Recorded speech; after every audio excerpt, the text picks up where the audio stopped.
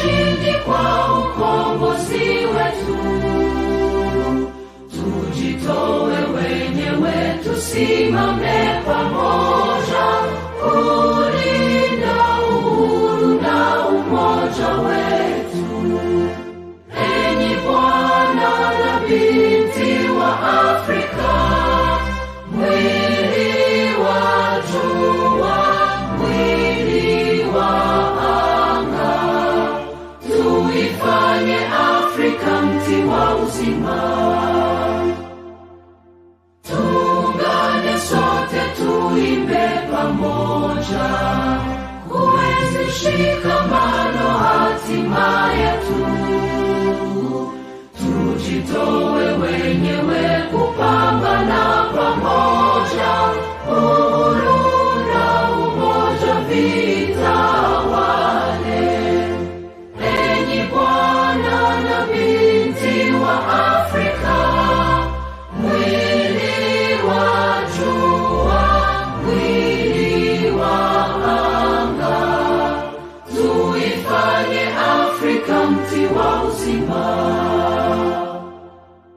Tuungane sote na tujibidishe kutoa kilicho bora kwa Afrika, chimbuko la wanadamu, chemchemi ya utamaduni, tumaini letu wakati wa mafarakano. Enyi Bwana na binti wa Afrika, mwili wa jua, mwili wa anga, tuifanye Afrika mti wa uzima. Today we talk about unmasking food safety. We talk about unmasking food safety. Remember, every Saturday we have a show that is purely on consumer rights, and this is Unmasking TV Africa.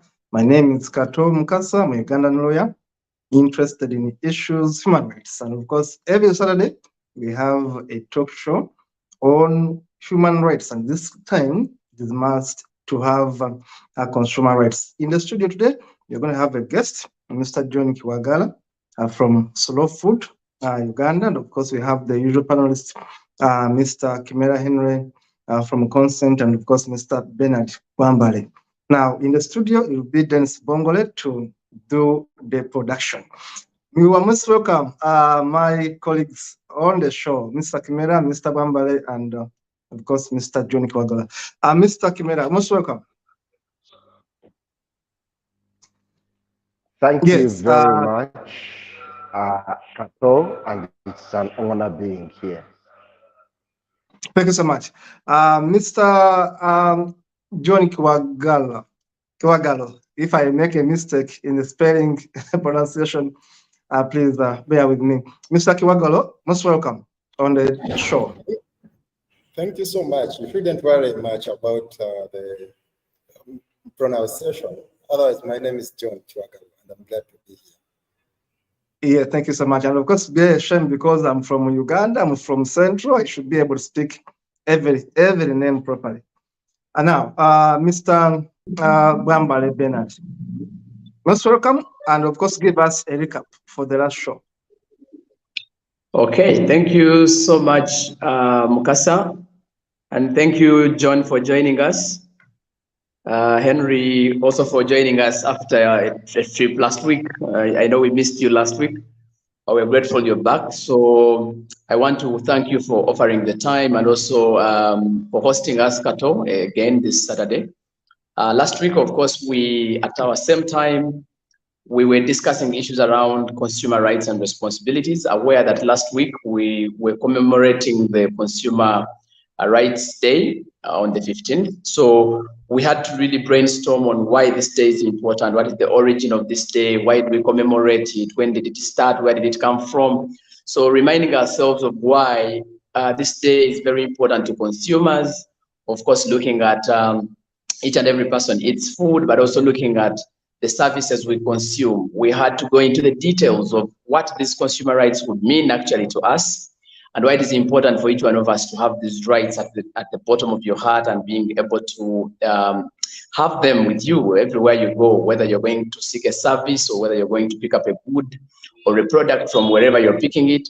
What are those rights that protect you as a consumer? So we're able to go into the details of the 8 rights of the consumer, but also we're able to remind ourselves again of the 5 responsibilities of a consumer, that for you to be able to have these rights, you must have your responsibilities well done.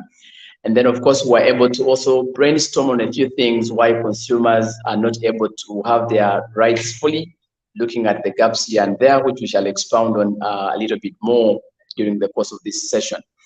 And of course, today now we come to build on what we had last week, but basically looking at now the different food safety hazards and unmasking them. Looking at now, Slow Food came up with a documentary looking at the different aspects around the food safety hazards at the different value chains. And so we want to unmask them today, look at them in a video or in a documentary kind of form. And also we listened to our colleague, John Chuwagalo, looking at why that documentary was played, why we wanted to sensitize our people using videography or something of the sort. And then later we shall dive into what are the gaps that we are seeing in the food safety industry. What are those gaps we see at local level, at local government, at central government, at the different points. We shall be able to extensively look into that. And then later, probably Henry will take us through what is the role of government in all this and what is the role of civil society space in this aspect. So this is basically what gives us the stand for today, and also recapping for last week. Thank you. Thank you so much. Thank you so much, Mr. Bernard Gwamba. I think that's the best one for us. Dennis, the producer, is going to give us that documentary done by Slow Food and of course Consent. We are going to have a look at it. We're going to have to watch it. Then Mr.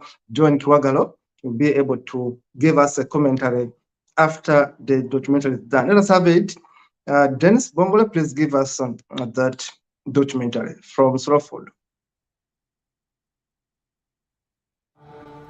We are getting a lot of problems linked to food.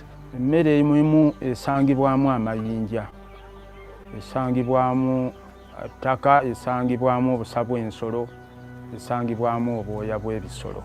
Wabaawo asobola okuwanvuya ku ddoboozi ayambe emisomo gye mu bantu abantu tutegeere. The level of awareness of our communities on what it costs to maintain food safety is really wanting. There is a reason why we eat food, and it's because of the reason that people are able to grow. All that we do requires a nutrient, and most of these nutrients come from the food we eat.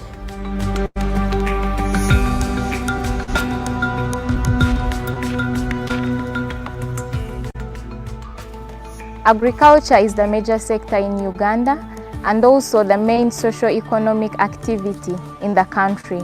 It employs the majority of the citizens and contributes 24% of the gross domestic product and is accountable for 35% of the export earnings. Despite agriculture being the backbone of Uganda and also contributing largest to the economy, it is still hindering the sustainable development due to food safety related issues that is leading to poor health of the citizens and their well-being. Farmers who once practiced harmful agricultural methods have undergone a remarkable transformation after being sensitized to proper farming practices.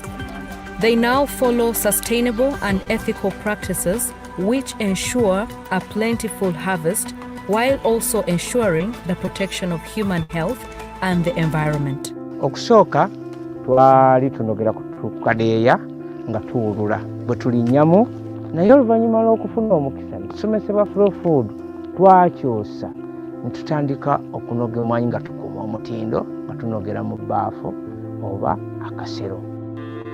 Ekinnyanisa ebirime byange ku tundubaali byonna byenkungula mba nkuuma buyonjo bwa birime byange.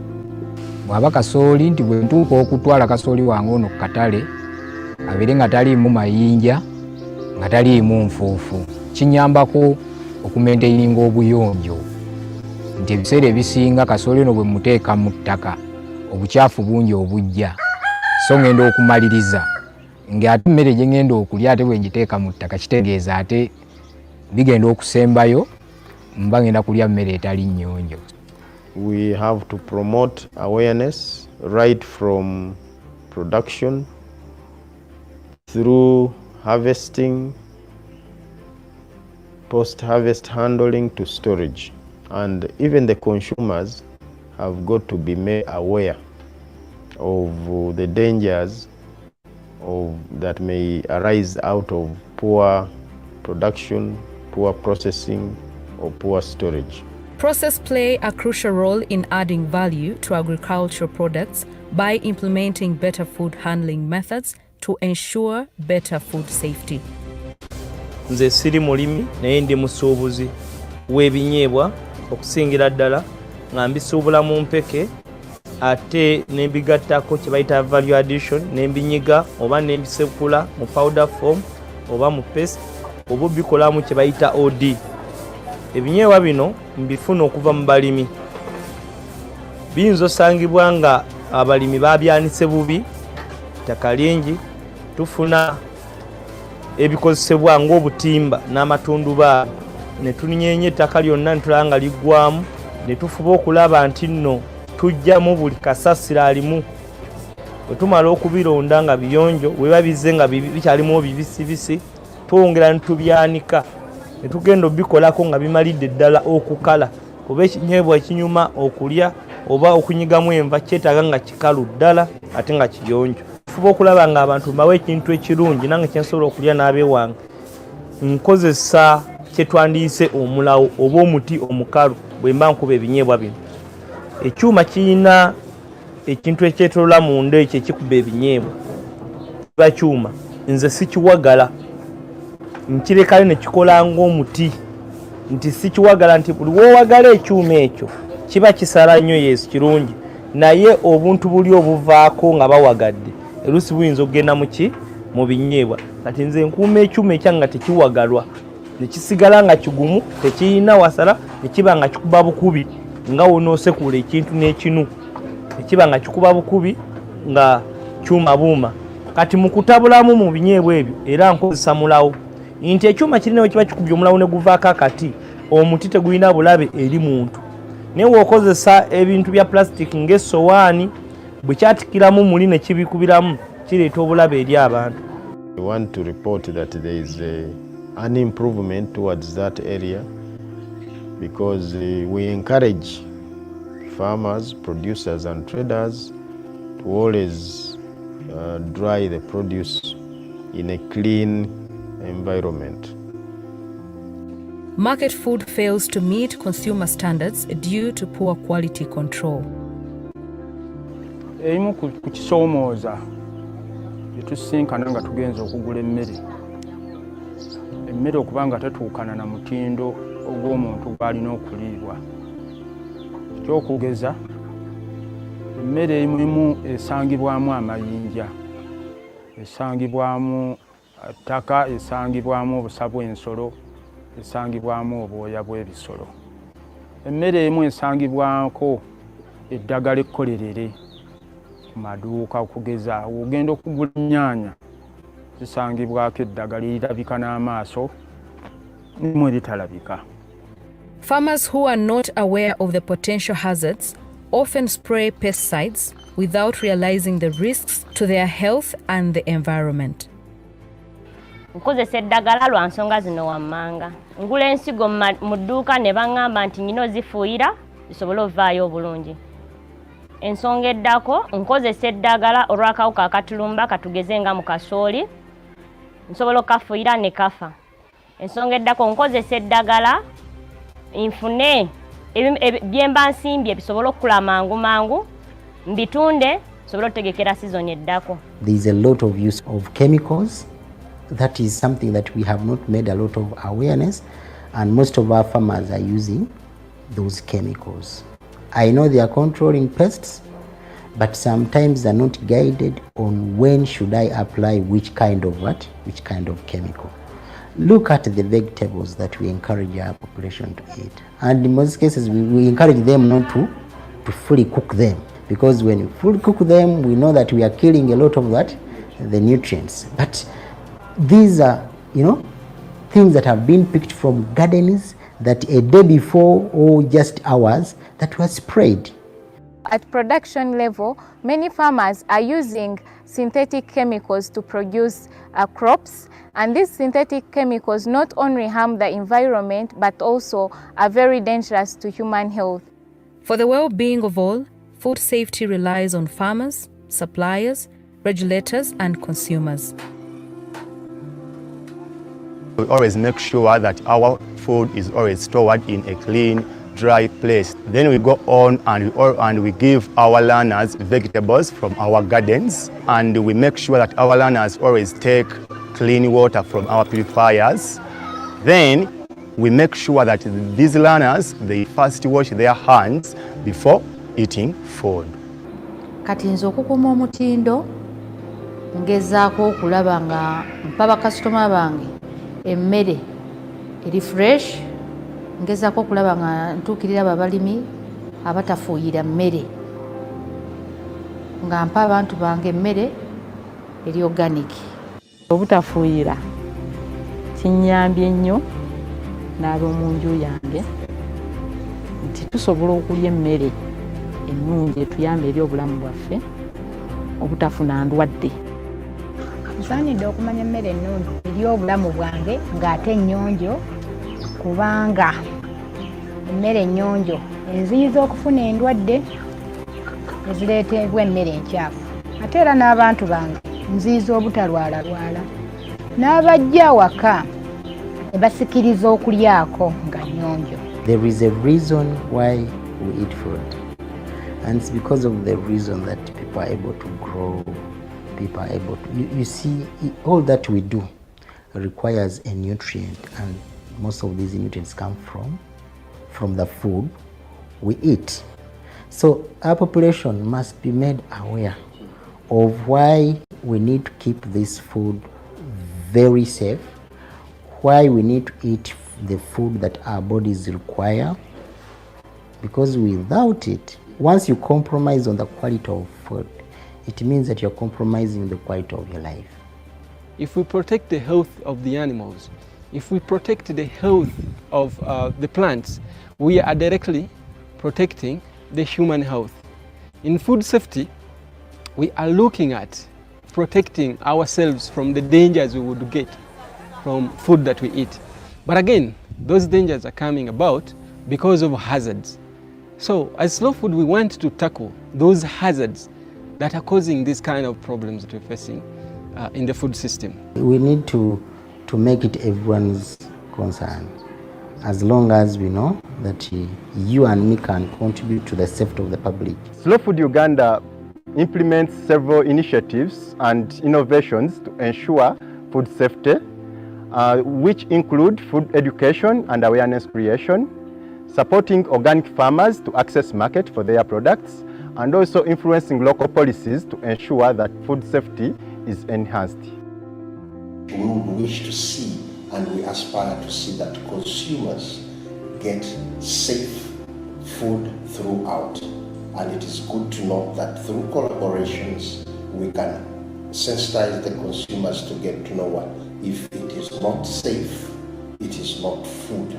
And this is against this background where we urge government to invest in quality infrastructure, to invest in inspection, to invest in food control systems, to make sure that whatever food is on the Ugandan market is safe. Slow Food Uganda calls upon everyone to join hands in ensuring the safety of food. As food producers, you play a critical role in ensuring the safety of the food that reaches our tables, and you are emphasized to maintain the highest standards of food safety throughout your operations. As consumers, you have the power to make informed choices that can contribute to the overall safety of the food you consume. Be informed, Choose reliable sources like farmers' markets to purchase the food, read labels and packaging, practice proper storage, and practice good hygiene. For the policymakers, Slow Food Uganda emphasizes the critical importance of prioritizing food safety in your decision-making processes. As custodians of public health, your role in ensuring the safety of our food supply chain is paramount.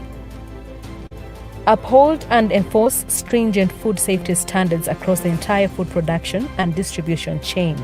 Set clear regulations and guidelines that promote sustainable and good production practices, safe handling, transportation, and storage of food products.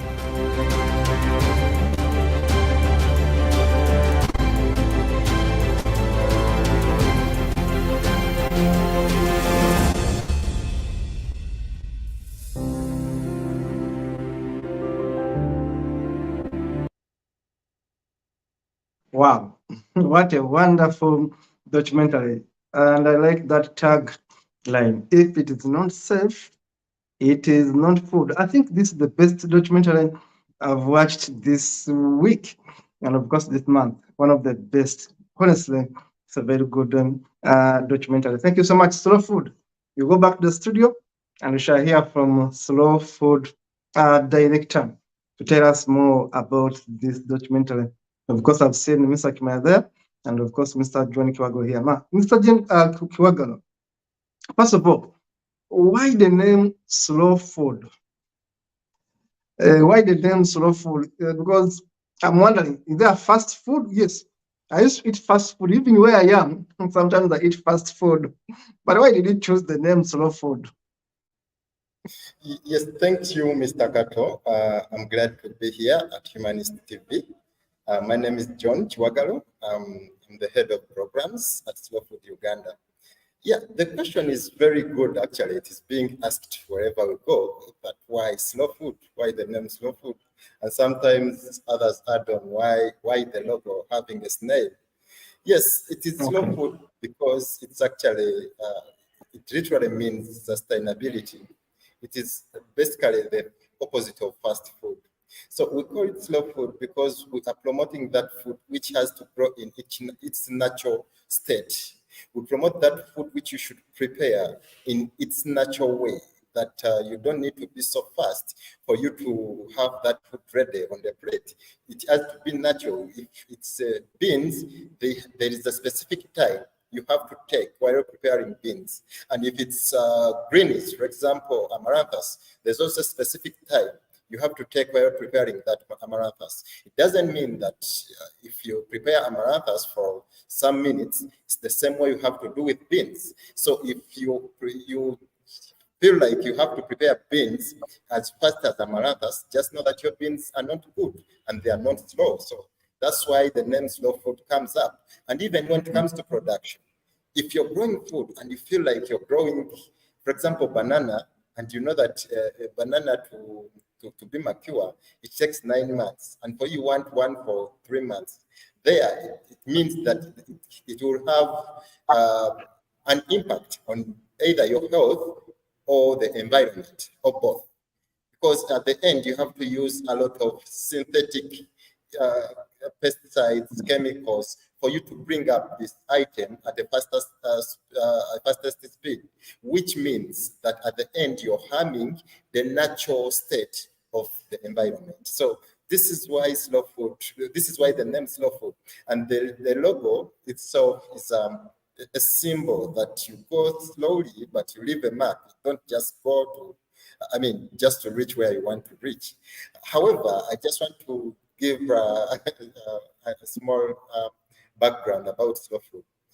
Slow Food Uganda actually is an organization which is registered in Uganda as a non-profit organization, and it is part of the Slow Food International Movement, which is in 160 countries. And Slow Food Uganda works. Slow Food works to achieve 3 strategic goals. One is to preserve biodiversity. The second one is to educate people about food in a holistic approach, and also to influence public and private sector to ensure that people access food that is good, clean, and fair. When I talk of good food, it's that food which you grow, it's that food which you eat and doesn't harm your health. It's that food which has the natural sensory values in it, and it's that food which you eat and you feel that you're eating it, and like that exact item. And clean food is that food which you grow and it doesn't harm the environment. That you grow and it's in its natural state.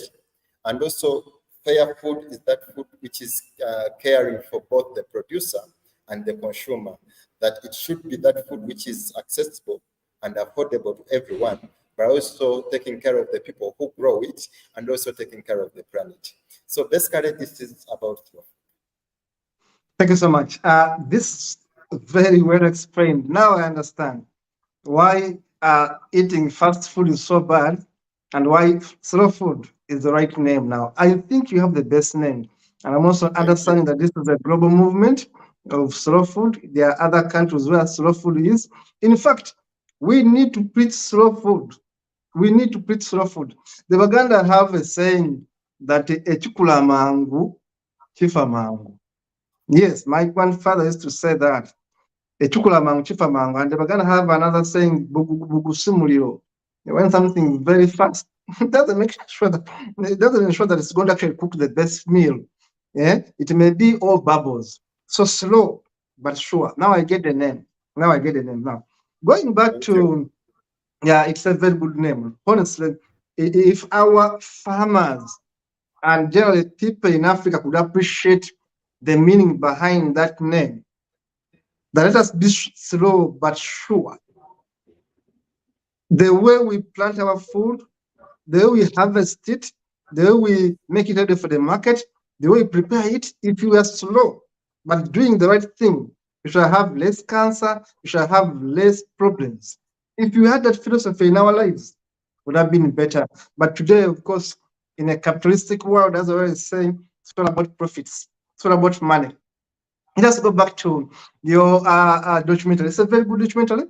For those viewers who have been watching it, there was a commentary going there. It was, by the way, in small letters.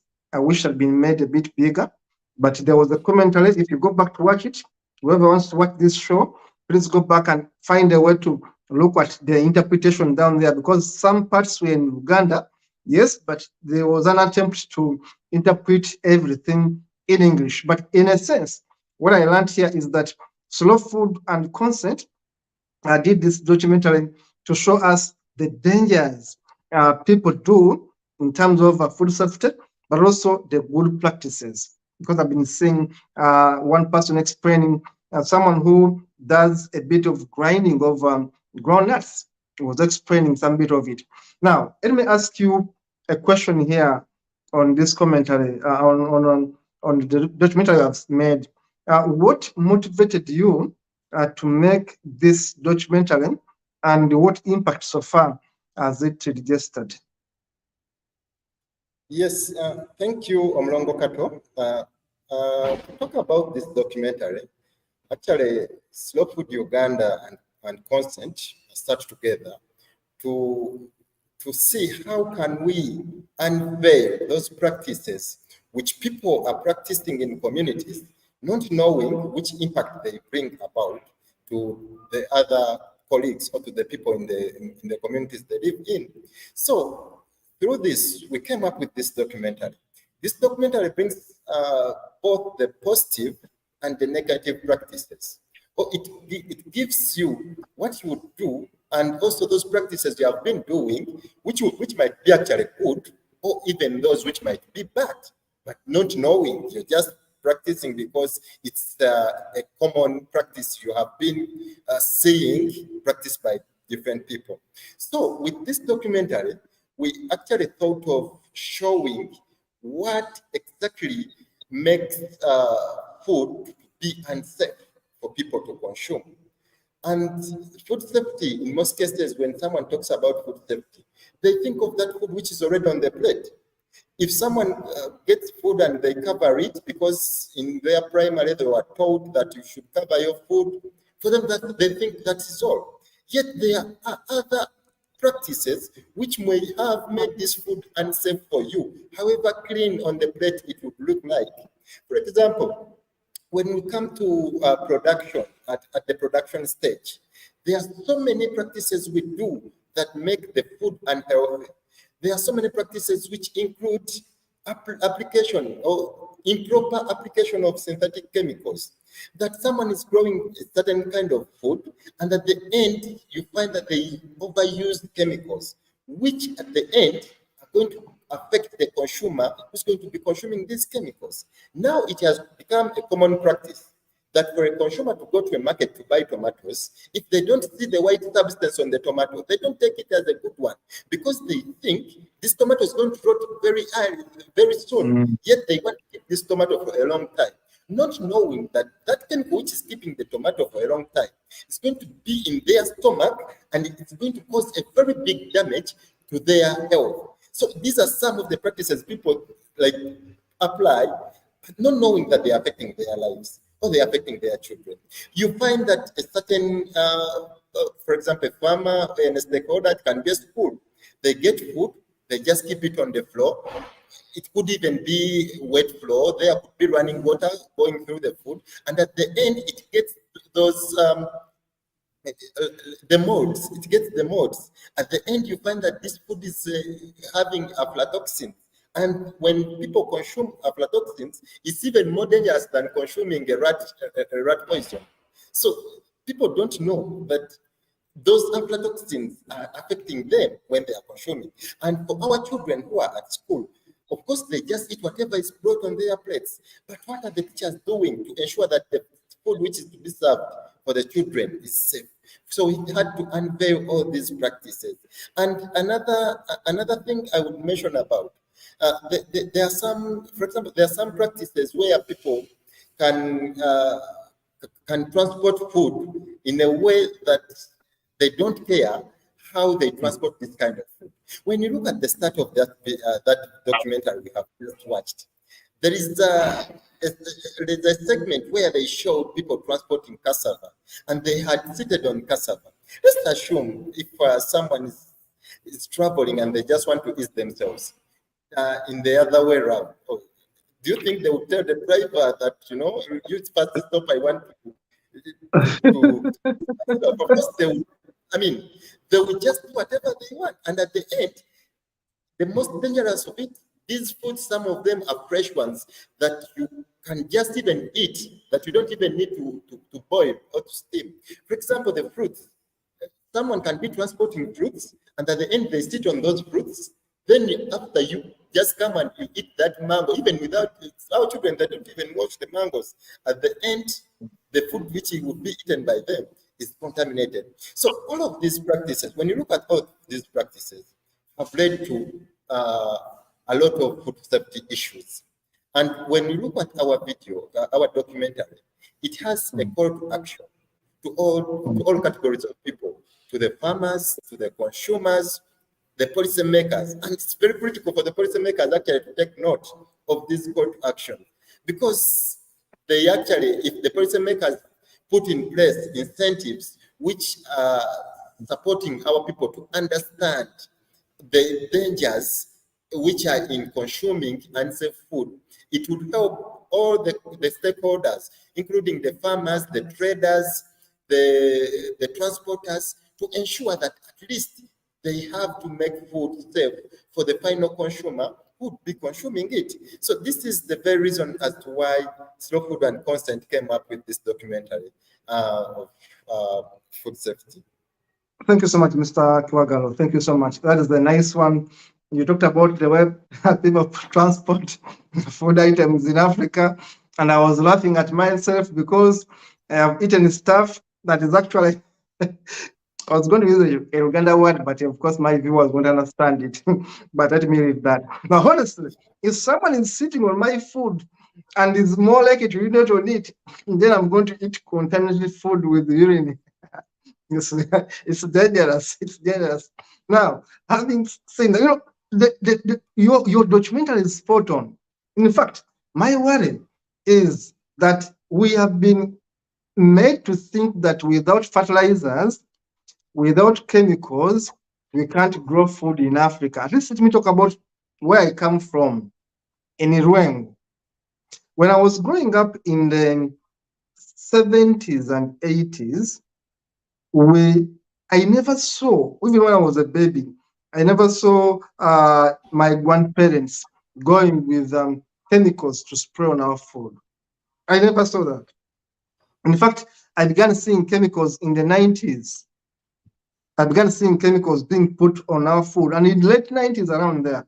Now, today, our soils cannot produce the best food we used to have. In fact, to have a better yield, I have to leave my soil, my farm, some parts for some time, say a year, to regain their fertility. Now, our soils have been conditioned to a way that without fertilizers, nothing can come out. I was planting eucalyptus trees about 3 weeks ago in one of my pieces of land. But people are telling me I have to put their fertilizers to plant calitonsi, to plant eucalyptus trees. It's a shame. It's a shame, I'm telling you. So, having said that, you people, you need to teach us so many things to save our environment. Let me go to Bernard, then I'll go to Mr. Kimera. Bernard, your role here is to tell us your part in terms of, because we're going to look at what are the challenges here we face, but also, in fact, we'll talk about the NGO part. Let's listen to Mr. Bernard's take on this. Thank you so much, Mukasa. And thank you, John, for taking us through very important aspects on slow food. Slow food alone is just a statement of safety. And I was now combining slow food with consent, because consent now basically means that whatever service or good or food you're going to eat, you've consented to eat it. So when you look at the slowness of the food that he talked about, and then you consent to eat it, then it means that these two comrades were able to do great work. Now, of course, I just wanted to first give a comment on where you stopped about pesticides and fertilizers. You've heard of antibiotic resistance. So I am now thinking that even the soils are now resistant to their biological systems, because we have gotten used to using wrong compounds in treating or in production. So the soils are also tired of them, and so they have become resistant, that they cannot support the production of food. So I think these are the basics that we need to think through. But where are the gaps? Quite a number of gaps exist that are hindering actually food safety concerns. And one of them, as we saw in the documentary, is around awareness. People are not aware of things. Yesterday we were meeting the Buganda Kingdom on this subject of safety. And I was telling them that, you see, when you open, if you're going to eat food, and then you open, maybe they have put for you water for cleaning hands in a jerry can or maybe in something. So if it has a tap, if you're lucky and that container has a tap, if you open that tap with your right hand and you wash your hands and you're very sure that you're going to eat your food using your hands, maybe your right hand, then it means that this tap should be closed with your left. Because now if you use the right, already you may have a contamination of the hand that you're going to use even after washing it. And Anelda was saying, no, I had never thought about it. So there's an issue with awareness. How do we reach out to the people to create awareness about this subject? So every time we go out there, we realize that people don't know these things. So I think an issue of awareness has to be handled from the multi-actor kind of approach, so that we are able to reach out to many, many people, as many as we can, but also using different avenues. There are people who don't have televisions. So we must look at what do they have that we can reach out to them. If it is the church, people come, they don't need transport refund, they don't need allowances, they don't need food, they will come to church. Then we would rather move away from preaching the gospel of love one another, and we go into the gospel of food safety, so that people understand loving one another from that perspective. So how do we bring now all other stakeholders who have the platform and they don't have information? And how do we bring on board those who have information but they don't have the platform, so that we use all these platforms around to sensitize our masses? I think we can be able to solve that challenge. The other issue that we have is about capacity building I am telling you that there is a lot of gaps in capacity of our leaders who are supposed to do these things. You know, we have extension workers in the communities down there. But even the agriculture extension workers, their brains have been triggered that you must have, for example, a chemical for you to produce food. Meaning that their capacity to think about agroecological means or maybe organic production of food, also it has been compromised because of the status quo. So there is an issue when it comes to capacity building. People's capacity, our technical persons in the field, they don't have this capacity to deliver these things. This is research information. It's not that we are guessing, but this is it. You will find that we are talking about food safety, but even the district official whom you'd think that perhaps would be the relevant person in this subject, whenever we talk to them, it's like they're hearing it also for the first time. But these are the technocrats that are supposed to be supporting communities to reach out with this kind of information. I think somehow the education system here seems to be tagging us away from the reality. And so we start studying wrong things. But so there is a very big challenge with capacity when it comes to the local systems, when it comes to people who are supposed to deliver this message. I have seen my colleagues who are nutritionists. They're in the hospitals basically managing malnutrition and not managing the causes or risk factors of malnutrition. And yet food safety is an issue.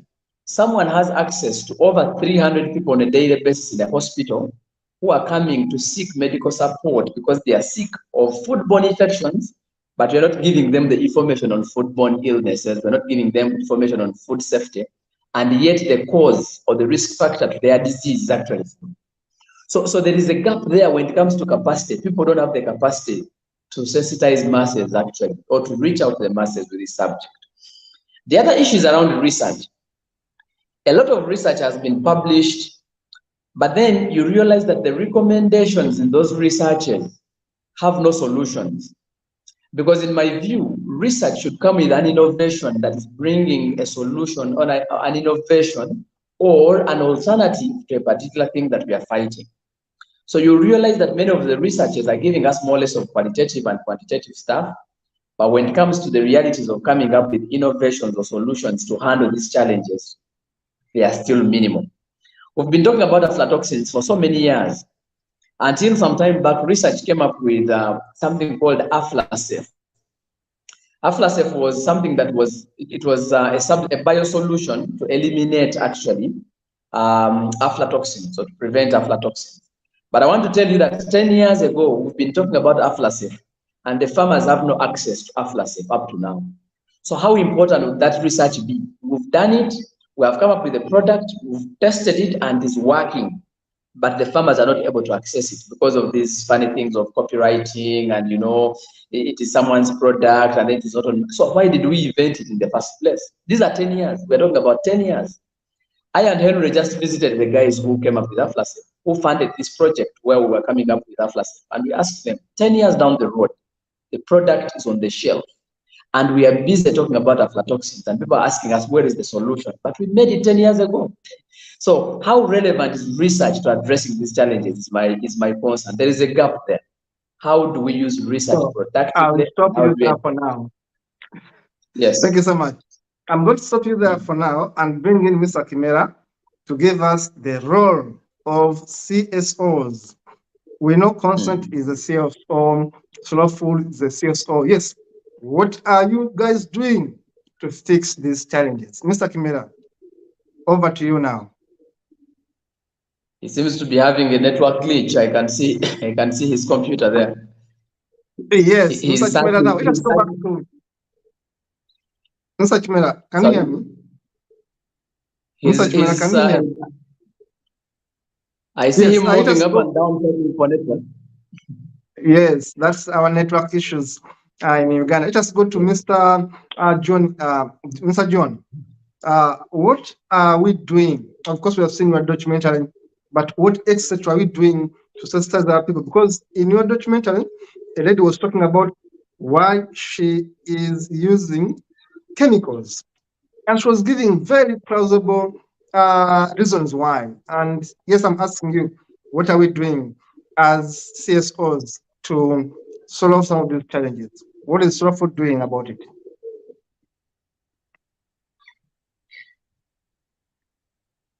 John, you have to unmute a little bit. Unmute yourself. We can't hear you. Unmute. Okay, John. Unmute yourself. We can hear you. Unmute. Yes. Good.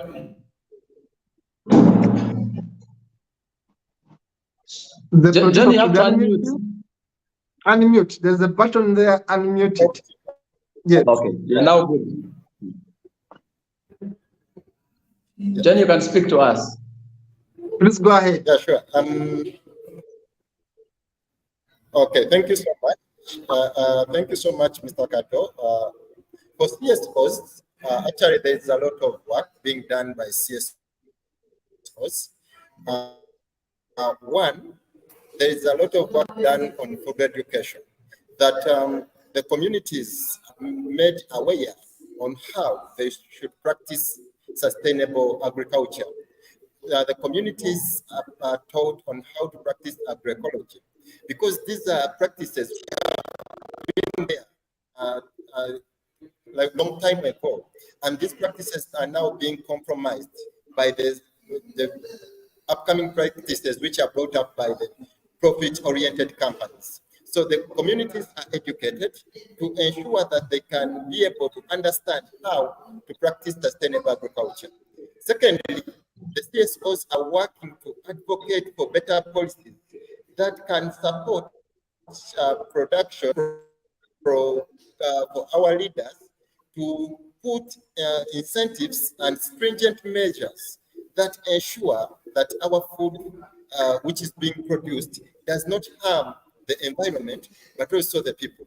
And lastly, the CSOs are working in collaboration. That, of course, there's no any single CSO which can come up and solve all these issues we face in the community. So there is a lot of work being done to ensure that the partners collaborate so that the people are supported in a way that no one is left behind. With those few, there are so many other incentives, but of course, because we have a limited time, we shall also be sharing. Thank you so much, sir. We shall get you back. We shall get you back, Mr. John Kiwagalo, to give us more about this. Now, Mr. Kimera Henry, you are the consultant here for many years, working with consent. We would like to hear from you on CSOs. And I have to say, I'm happy. I've read through a document you shared from the government of Buganda.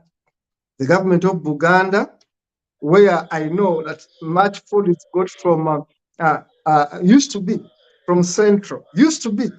Today, statistics are skewed a bit. These guys in Kasese are giving us food, guys in Mbara are giving us food.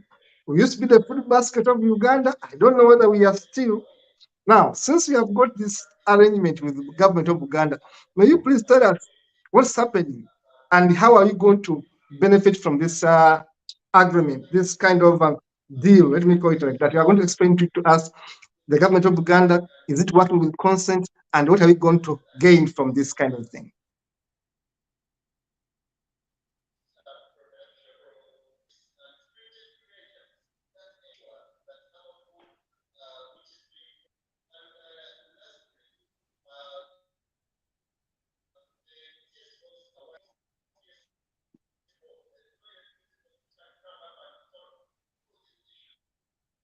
Mr. Kimera, as soon as you get my message, please speak. As soon as you can hear me, please speak. Our viewers, our network is a bit slow with Mr. Kimera's gadgets right there, but we are waiting for his response as we speak. The government of Uganda, the government of Buganda. Our viewers, we have a kingdom called Buganda, but also we have a country called Uganda. A country called Uganda got its name from a kingdom called Buganda. So please don't get confused. I'm talking about an agreement which Mr. Kimera has got with the government of Buganda, which is a kingdom. So I wanted him to tell us more about this arrangement and how it's going to be benefiting our consumers and of course our farmers. So Mr. Kimere, as soon as you can hear me, please take us through this arrangement and the efforts of the government of Buganda towards empowering our people. Mr. Kimere, if you can hear me.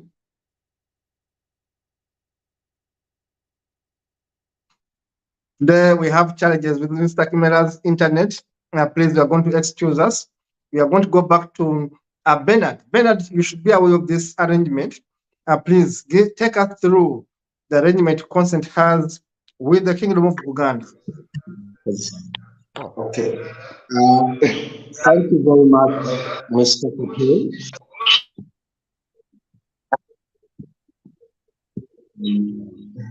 So I thank you for the opportunity that their technology is a challenge, and yes. what I have done, I've borrowed a gadget so that I can talk to you.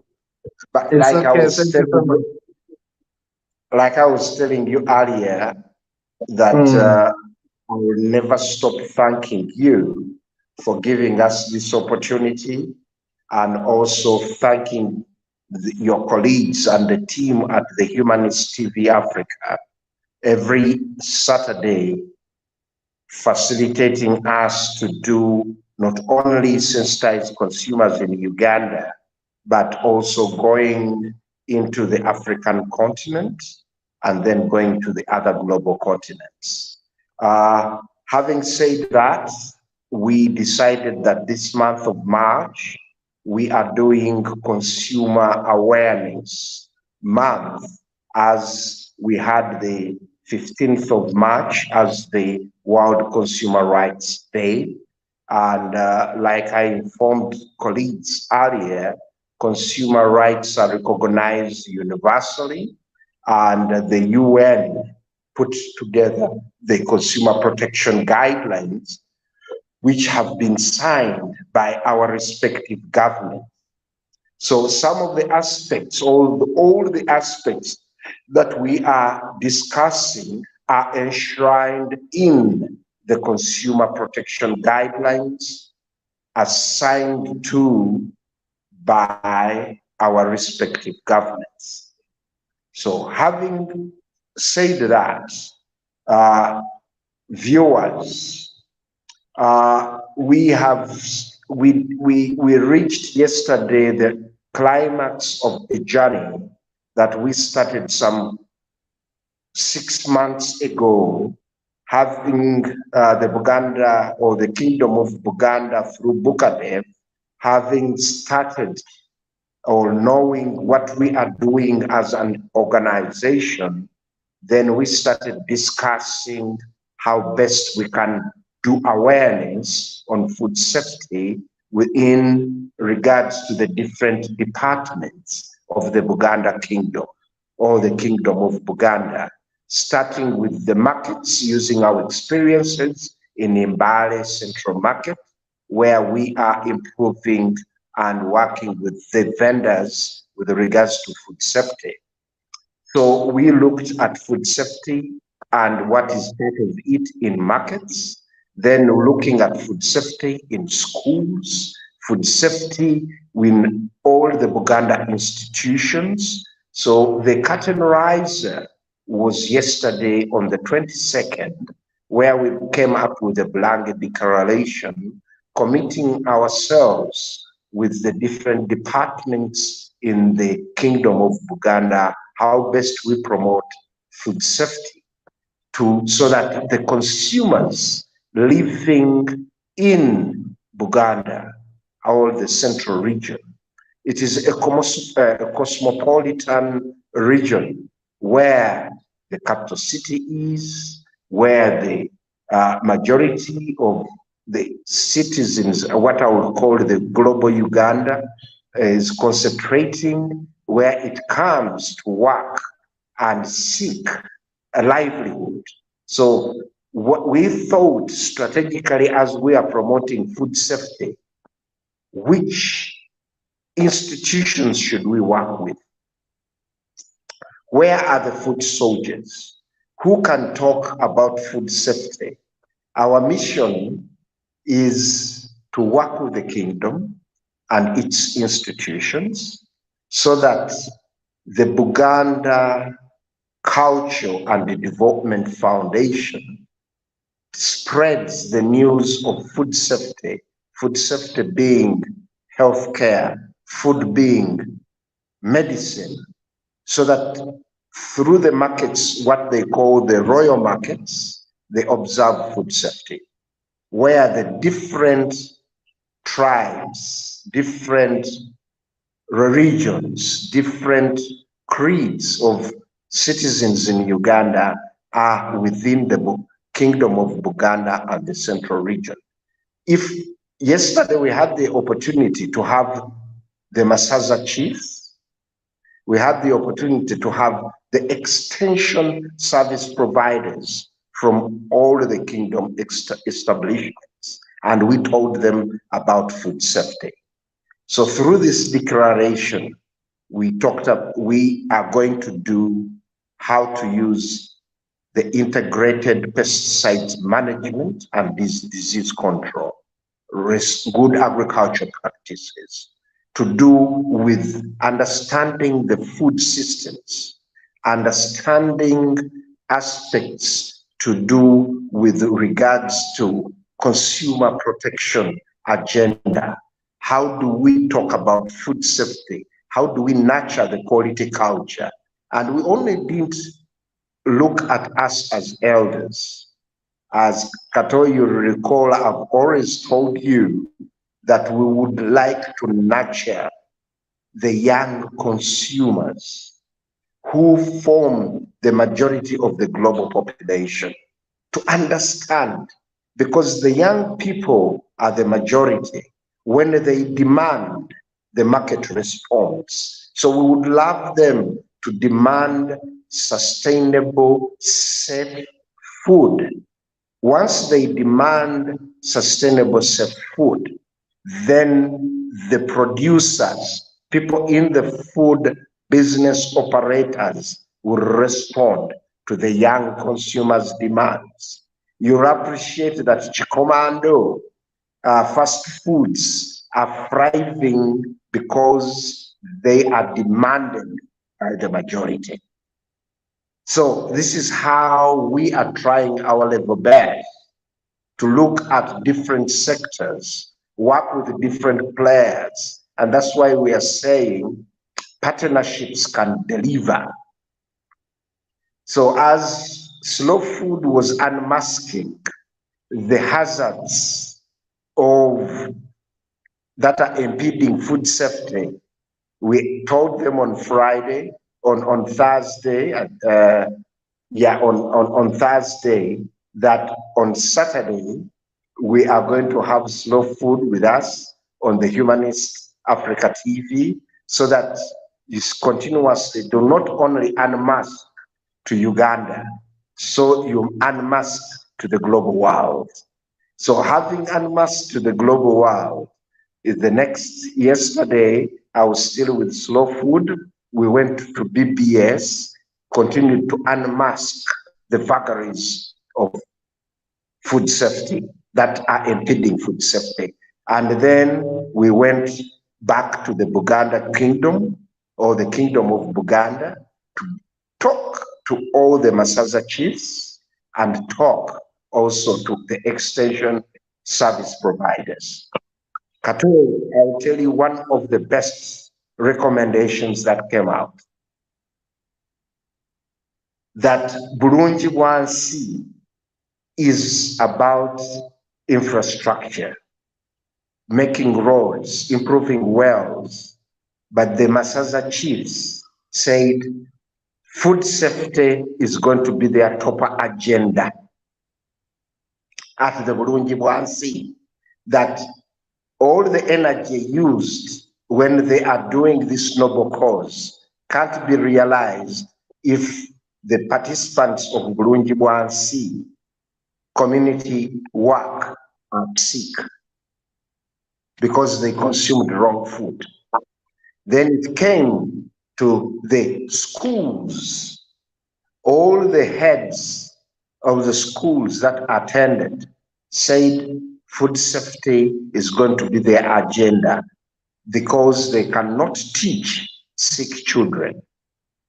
And sick children, if they are sick, then there is no future. And then they also mention that we cannot have a healthy, progressive, productive nation with sick citizens. So the Buganda Kingdom, which we are calling the Bulange Declaration, we are sharing it with all our partners and laying the ground that partnerships can deliver, so that we go to all the counties, to go to schools, go to farmers, like Slow Food is in the Saza of Bugerere, and the aspects in Kayunga, and the aspects in Mokono, Buyikwe. Slow Food is very active there, promoting sustainable agri-food systems, promoting agroecology. We want to build on those successes. We are not reinventing anything. We are only building on partners' successes. So we are bringing in a new variable. And the declaration clauses, one of the declaration clauses is we are going to work together to make sure that in the Kingdom of Uganda, the highly hazardous agrochemicals are put off the market.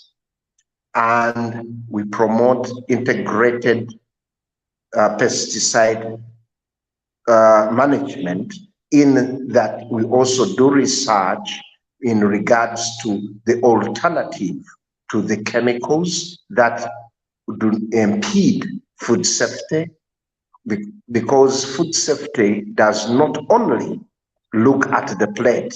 Food safety starts with the inputs, the health of the soil, the quality of water, the practices as you grow food, post-harvest, looking at food processing infrastructure. Is it of good quality? You can produce a product healthily, of good quality, that is safe. But the way you handle it from the garden, from the farm gate, if it is good agroecologically produced, and then you dry it on the ground, you process it in non-food grade infrastructure, then the aspects of its sustainability and of good agricultural practices die away. So we are looking under this partnership, the food system to be of good quality up it goes into the stomach, where we are also looking at hand washing. That's when we brought in the young children, so that we start nurturing a quality culture, a food safety culture, as food safety is everyone's business. Everybody has a role to play.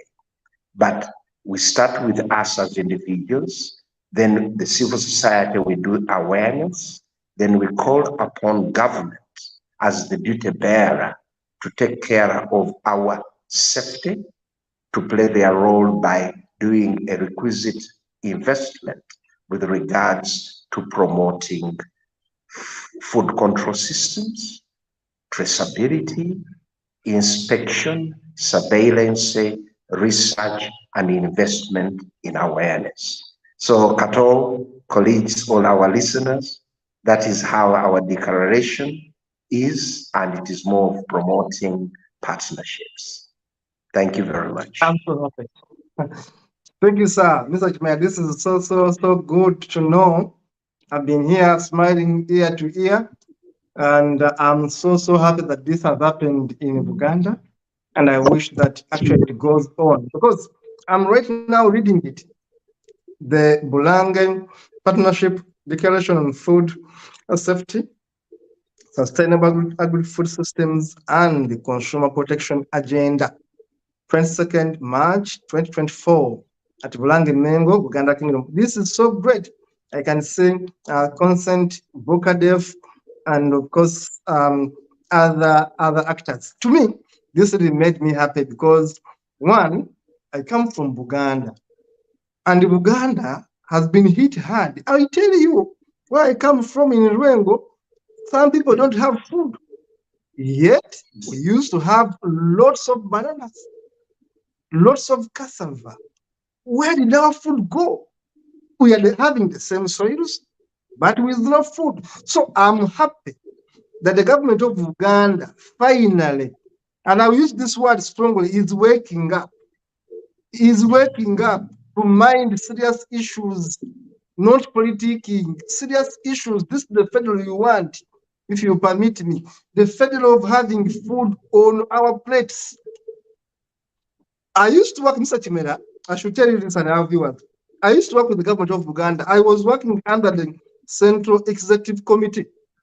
I was working with those in Puga, Nambos. We are the first committee on land. I was working with those guys on land. And our work was to teach people about land use and land rights. The Nambos, the Segoners, the Pugas, the other lawyers. There were so many. But right now, I'm concerned with food.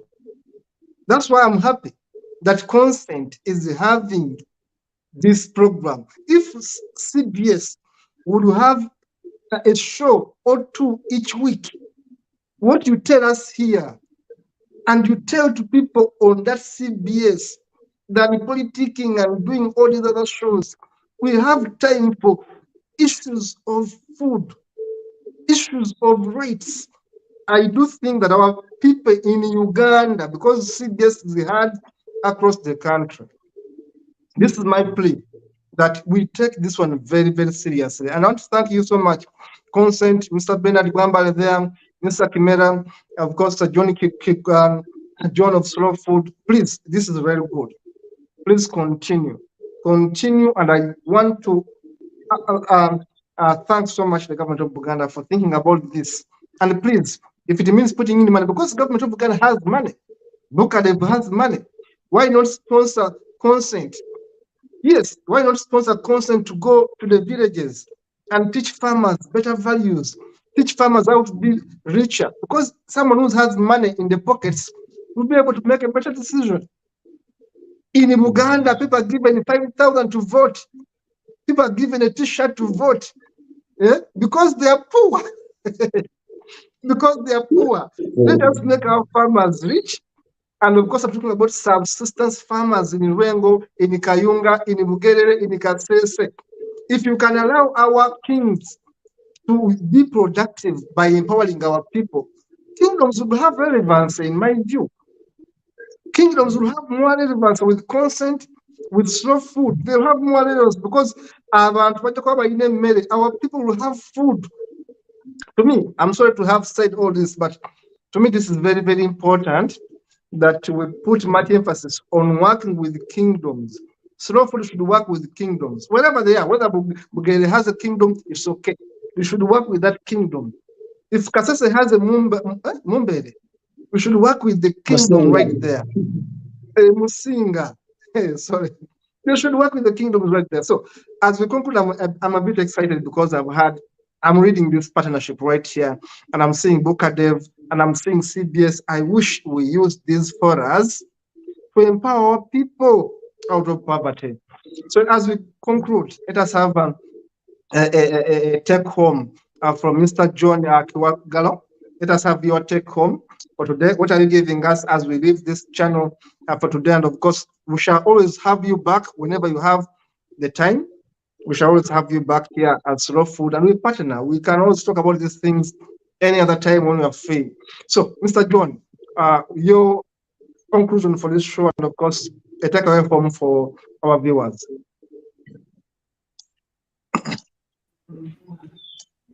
Yes, thank you so much, Kato, for giving us this opportunity. As Slow Food Uganda, it's actually a pleasure to share such initiatives to our people, but also to share what we know about sustainable food systems. So I...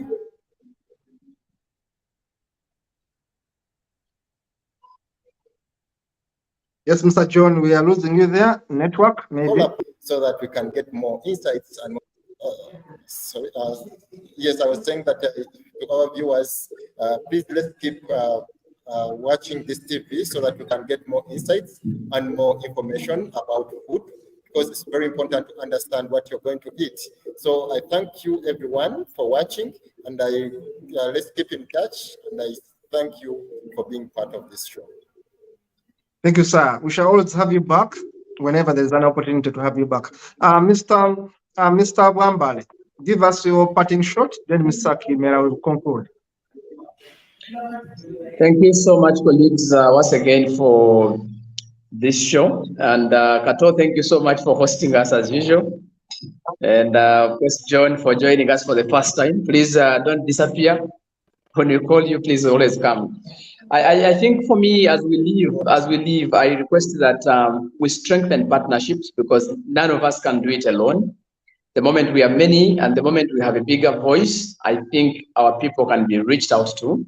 So I call upon each one of us, whether you're in academia, media, whatever, we need to put our hands together, our heads together, our thoughts together, and run out there and reach out to our people wherever they are. This is a very big sacrifice, but we must make it to save the population that we are serving. And to the consumers, it takes responsibility. It's really the responsibility of the consumers to make sure that we are careful with everything we take, because it's very useless for you to buy food at 5,000 and then you go and spend 1 million or 2 million in the hospital treating.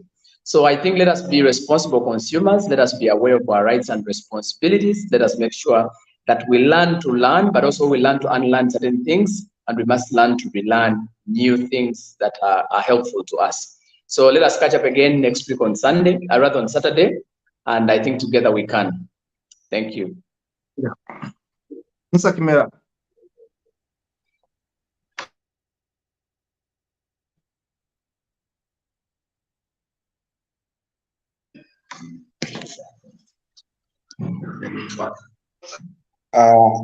Thank you very much, colleagues.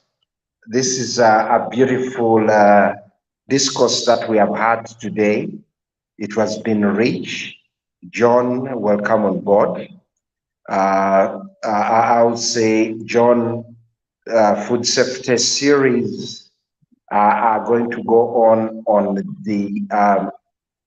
the Humanist Africa TV for 2024, and this a consensual marriage that we are having with the Africanist, the Humanist Africa TV is going to be long-lasting, because it is adding value to the humanity, the humanists. And the humanists are not only Africans. We are 1.4 billion in Africa, but the few that are watching us, we call them ambassadors, because they will go on telling the others. The way we started it in January, it is proving to be a platform that we need to be in. And I would love and thank the consumers that continuously watch us every Saturday. And I would like to thank all the studios of the Humanist Africa TV, wherever you are on the global world, for continuously building the awareness. All that we are discussing on food safety cannot be done by individuals, but it can be done through partnerships. And food safety is everyone's business. And the advocacy message we would like to give everybody: talk to your government, because it is the duty bearer to guarantee life by investing in food control system. Food is foundation for humanity. Food is happiness. Food is togetherness. Food is everything. Food is healthcare. Food is medicine. And if it is not safe, it is not food. Thank you very much for this Saturday, and look forward to talking to you all next Saturday. Thank you so much, Mr. Kimera. Thank you so much, Mr. John. from Slow Food. Thank you so much, Mr. Bernard Bwambale. And of course, thank you so much, Dennis, in the studio. We are happy we had you today. And I should tell you, each day I learn. But today, I was very happy to see another actor at Slow Food. Really, you are doing a very good job. I'm happy to see you there because I'm a farmer, small scale, and I eat food. Of course, I have children who eat food. So I'm very conscious to have food on the table. Thank you so much, Mr. Kimera. Thank you so much, Mr. John, and of course, Mr. Bernard Bwambale for making it today. Of course, see you in the next show. Thank you so much. Bye-bye. Thank you. Bye.